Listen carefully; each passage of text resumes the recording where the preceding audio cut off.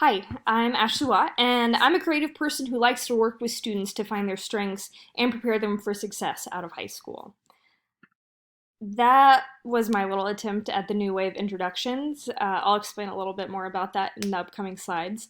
To tell you a little bit about myself, I graduated from Winfield High School, then Huntington Community College, and finally Kansas State University with a degree in ag education. And I actually just finished up my master's in instructional technology from Fort Hays in December.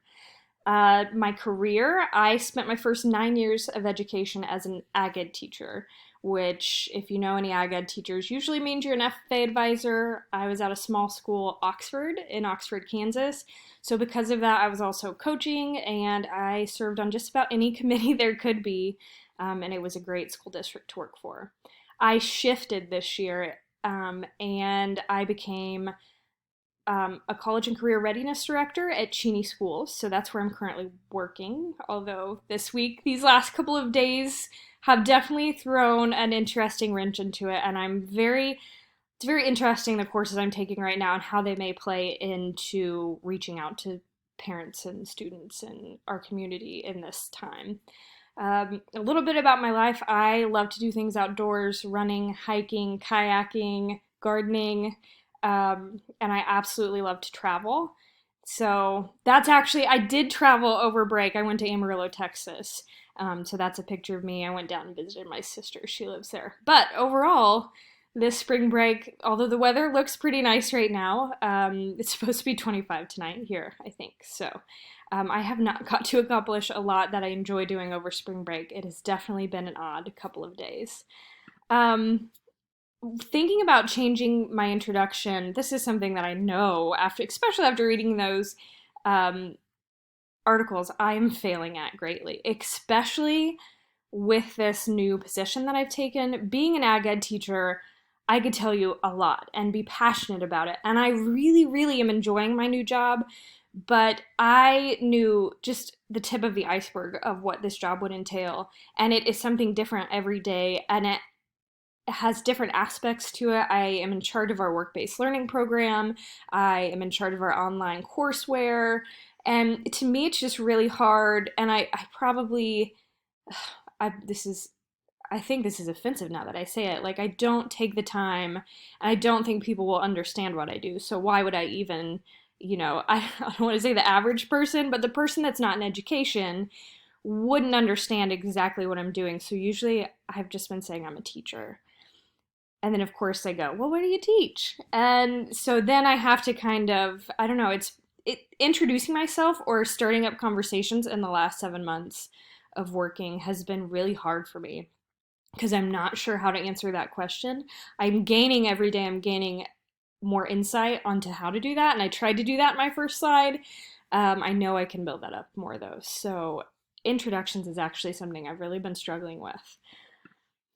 Forms of communication, I think the one that I use the most, it's digital via email, and then I do a lot of video conferencing. Um, I prefer face to face because I'm a person that enjoys that kind of communication, and I like to read people, their body language, their tone of voice, and things like that because I feel like a lot of that can get lost in the digital realm of things. But if I have an email or something that I know is going to be a little hard to explain, things like that, I'll usually send an email and then go down and try and find the person and work with them if at all possible. Phone call would probably be my third. This year, more than any in the past, I've had to do a lot of cold calls. Being the WBL internship director, it's really easy for businesses and people to ignore an email and to put it off. But if you call them, it definitely gets more of an interaction. And just the tone of your voice, I think, really helps that along. And I put that in parentheses work phone because I use my work phone for the most part for that. I do know if there's people that are out and about, I'll give my cell phone number out. But I put my personal cell phone, and this is something that I have questions about and I struggle with because I've had an instance that I had a student misuse my cell phone number. And I very much like to not separate my personal life and my home life, but I really, to me, that personal cell phone is something that is very sacred and personal, and I want to keep that separate.